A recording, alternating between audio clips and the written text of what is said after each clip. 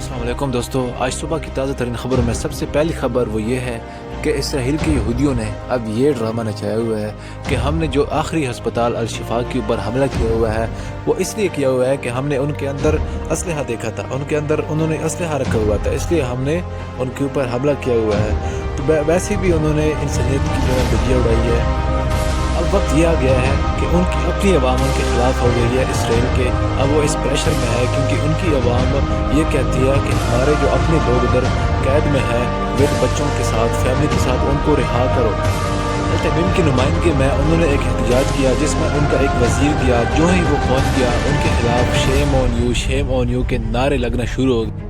अब इनको ये समझ नहीं आ रही है कि अब ये करें क्या, क्योंकि इन्होंने बाइडन से भी रब्ता किया, बाइडन ने कतर को रब्ता किया। कतर वालों ने कहा कि हम 150 में से सिर्फ आपको 50 बंदे विद फैमिली आपको रिहा करवा सकते हैं। ऊपर से हमास ने एक शर्त रखी है कि हम आपकी जो आपकी कैदी है वो हम आपको रिहा करेंगे, लेकिन शर्त में 5 दिन के लिए आपको सीज़ फायर करना होगा, सीज़ फायर का मुआहदा करना होगा, और बदले में हम आपको सिर्फ वो कैदी देंगे, उसके जो बच्चे फैमिली है वो आपको हम रिहा करके नहीं दे सकते।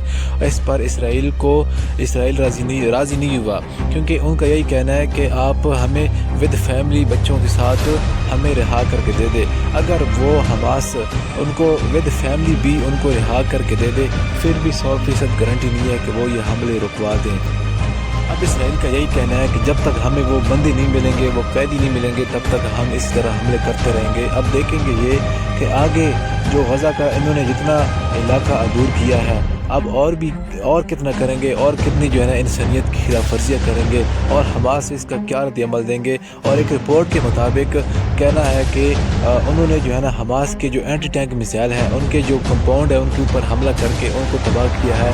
अब ये देखना होगा कि ये जो है ना हमास का उसके ऊपर क्या रद्द-ए-अमल होगा, और जो अल शिफा अस्पताल है उनका जो है ना क्या रद्द-ए-अमल सामने आएगा।